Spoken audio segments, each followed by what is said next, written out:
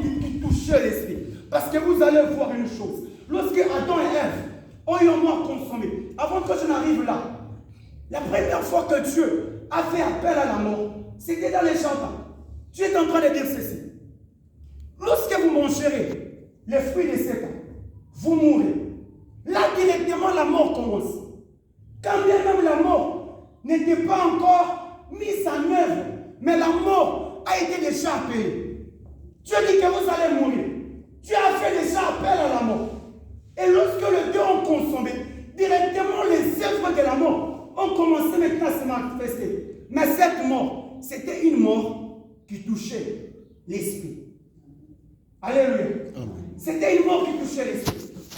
Dieu ne s'est pas arrêté là. Dieu a avancé. Et ici encore, vous êtes de poussière et vous rentrez à la poussière. La dimension de la deuxième mort qui touche maintenant le corps. Alléluia. La dimension de la deuxième mort maintenant qui touche le corps. Parce qu'il a dit encore, il avance. Quand vous lisez Genèse 6, il dit encore, oh, maintenant mon esprit ne vivra plus en l'homme. Parce que l'homme n'est que chair.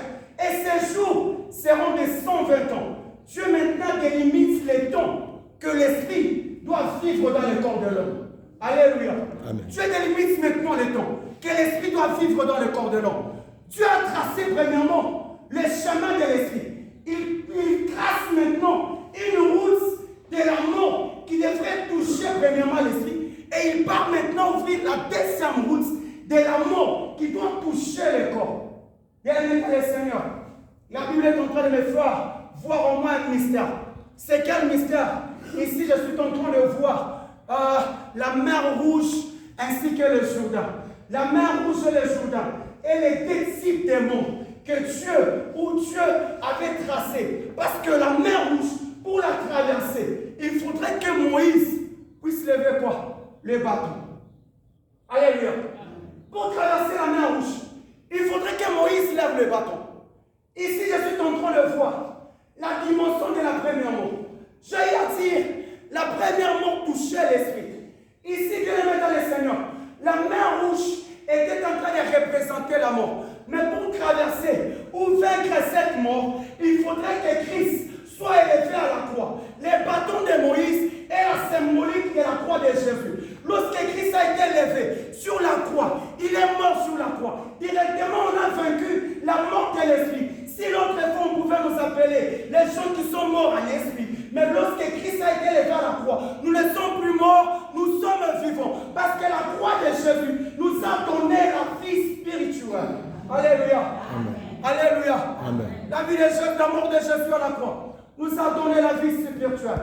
Raison pour laquelle Moïse devait élever les bâtons, qui est la symbolique de la croix. Oh bien-aimé dans le Seigneur, pour vaincre la première mort, qui est la mort de l'esprit, il faut s'approcher de la croix. Raison pour laquelle Moïse devrait élever les bâtons pour que la mer Rouge soit divisée. Raison pour laquelle vous allez voir, lorsque Christ a rendu l'esprit à la croix, la Bible est en train de me dire, le voile du temple s'est déchiré. La symbolique de la séparation de la mer Rouge. La mer Rouge a été séparée en deux parce qu'il y a une personne qui a été élevée à la croix. Et la Bible me dit, de la même manière que Moïse éleva le serpent des reins, c'est de la même manière que le Fils de l'homme sera élevé. Alléluia.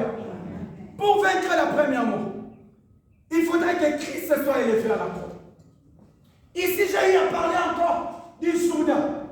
Jourdain, c'est la symbolique du deuxième mort. C'est la symbolique du deuxième mort. J'ai eu à dire, la deuxième mort a touché la chair. Parce que Dieu avait dit, tu es poussière, tu vas rentrer à la poussière. Ici, on ouvre le chemin de la chair.